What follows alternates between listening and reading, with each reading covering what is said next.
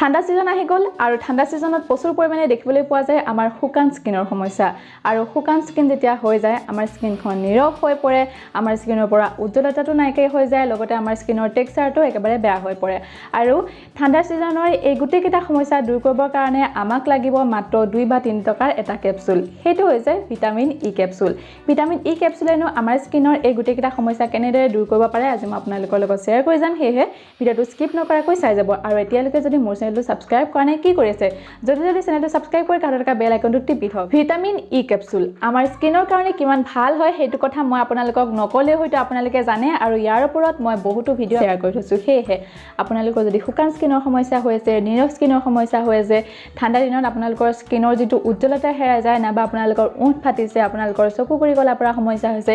এই গুটেইবিলাক সমস্যা দূৰ কৰিবৰ কাৰণে আমাক লাগে মাত্ৰ এটা ভিটামিন ই কেপচুল আৰু এই ভিটামিন ই কেপচুলটো আপোনালোকে বিভিন্ন প্ৰকাৰে ব্যৱহাৰ কৰিব পাৰে প্ৰথম ব্যৱহাৰটো হ'ল আপোনালোকে ৰাতি শুৱাৰ আগত আপোনালোকৰ যি ফেভৰেট ময়শ্চাৰাইজাৰ আছে তাৰে লৈ ল'ব আৰু ভিটামিন ই কেপচুলৰ 2 বা 3 ড্ৰপস আপোনালোকে মিহলি কৰি লৈ আপোনালোকৰ স্কিনখনত লগাই ভালদৰে মাসাজ কৰিব দ্বিতীয় উপায়টো হ'ল আপোনালোকে এটা পাত্ৰত 2 বা 3 চামুচ এল'ভেৰা জেল লৈ ল'ব আৰু তাতে এটা বা দুটা ভিটামিন ই কেপচুল ভালদৰে মিহলি কৰি লৈ আপোনালোকে নিজৰ ময়শ্চাৰাইজাৰ বনাই ৰাতি শুৱাৰ আগত ভালদৰে ব্যৱহাৰ কৰি মাসাজ কৰিব এই দুই প্ৰকাৰে আপোনালোকে ভিটামিন ই কেপচুল আপোনালোকৰ স্কিনত ব্যৱহাৰ কৰিব পাৰে ভিটামিন ই কেপচুলটো যে কেৱল আপোনালোকে স্কিনত ব্যৱহাৰ কৰিব পাৰে এনে নহয় আপোনালোকে এই টেবলেটটো খাবও পাৰে কিন্তু হেতু আপোনালোকে ডক্টৰৰ পৰামৰ্শ লৈহে খাব পাৰিব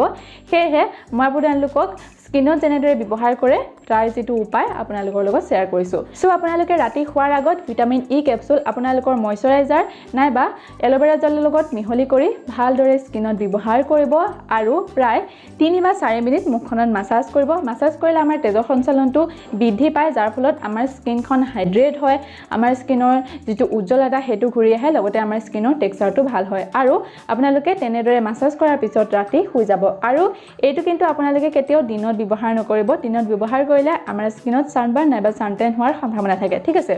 আৰু আপোনালোকে ৰাতিপুৱা যেতিয়া উঠিব তেতিয়া আপোনালোকৰ স্কিনখন অকনমান অইলি যেন হ'ব পাৰে তেতিয়া আপোনালোকে কি কৰিব আপোনালোকে অকনমান কুহুমীয়া পানী লৈ মুখখন ধুই দিব আৰু তাৰ পিছত আপোনালোকে যিখন স্কিন দেখিব সেইখন আপোনালোকৰ একদম ময়শ্চাৰাইজ হাইড্ৰেট আৰু পুৰা এখন গ্লোয়িং স্কিন আপোনালোকে পাব পাৰিব সেয়ে এই ঠাণ্ডা সিজনত আপোনালোকে ভিটামিন ই কেপচুল এনেদৰে ব্যৱহাৰ কৰি আপোনালোকে পাব পাৰে এখন কোমল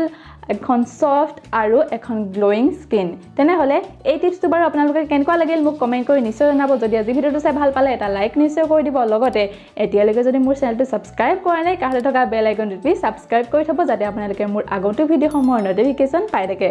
আৰু আপোনালোকে মোক ইচ্ছা কৰিলে ফেসবুক আৰু ইনষ্টাগ্ৰামতো ফলো কৰিব পাৰে তেনেহলে ইমান দেৰিলৈকে ভিডিও চাই থকাৰ কাৰণে বহুত বহুত ধন্যবাদ